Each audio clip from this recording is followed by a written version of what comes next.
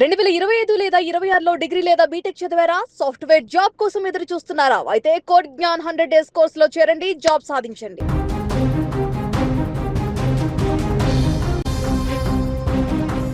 తెలంగాణలో వాతావరణం రోజురోజుకు అనూహ్యంగా మారుతుంది. ఒకవైపు మండే ఎండలు ప్రజలను ఉక్కిరిబిక్కిరి చేస్తుండగా, మరోవైపు సాయంత్రం వేళల్లో ఉరుములు మెరుపులతో కూడిన వర్షాలు కురుస్తున్నాయి.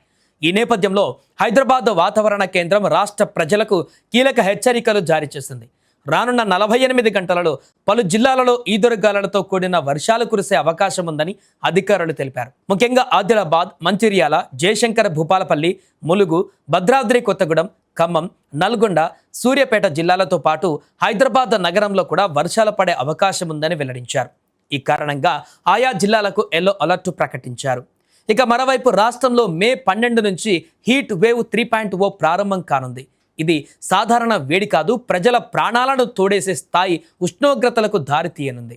ఉత్తర మరియు తూర్పు తెలంగాణ జిల్లాలలో ఉష్ణోగ్రతలు ఏకంగా 46 డిగ్రీల సెల్సియస్ దాటే అవకాశం ఉండడంతో అధికారులు హై అలర్ట్ ప్రకటించారు.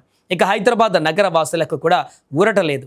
ఇక్కడ కూడా 43 డిగ్రీల పైన ఎండలు మండిపోతున్నాయి. మరీ ముఖ్యంగా మే 18 నుంచి 22 మధ్య కాలంలో అత్యంత గండంగా మారనుంది. తూర్పు తెలంగాణ జిల్లాలలో ఉష్ణోగ్రతలు 47 డిగ్రీలకు చేరుతాయని అంచనా వేస్తున్నారు. ఉత్తర భారతం నుంచి వీస్తున్న పొడి వేడి గాలులు తెలంగాణను ఒక సెగలు కక్కే గూడుగా మార్చనున్నాయి. ఈ సమయంలో వృద్ధులు, గర్భిణీలు మరియు చిన్నపిల్లలు అత్యంత జాగ్రత్తగా ఉండాలని, వడదెబ్బ తగిలే ప్రమాదం చాలా ఎక్కువగా ఉందని వైద్యులు హెచ్చరిస్తున్నారు. ఎండల తీవ్రత ఇలా ఉంటే మరోవైపు చల్లటి కబురు కూడా వినిపిస్తుంది. నైరుతి ఋతుపవనాలు మే 15 నాటికే అండమాన్ దీవులను తాకనున్నాయి.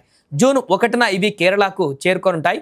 అయితే తెలుగు రాష్ట్రాలకు ఈ ఋతుపవనాలు రావడానికి కొంత సమయం పడుతుంది కాబట్టి అప్పటి వరకు ఈ నిప్పుల వర్షం తప్పేలా లేదు. రైతులు, శ్రమజీవులు తమ పనులను ఉదయం పూట ముగించుకోవడం మేలని, డిహైడ్రేషన్ బారిన పడకుండా జాగ్రత్తలు తీసుకోవాలని కూడా ప్రభుత్వం కోరుతోంది.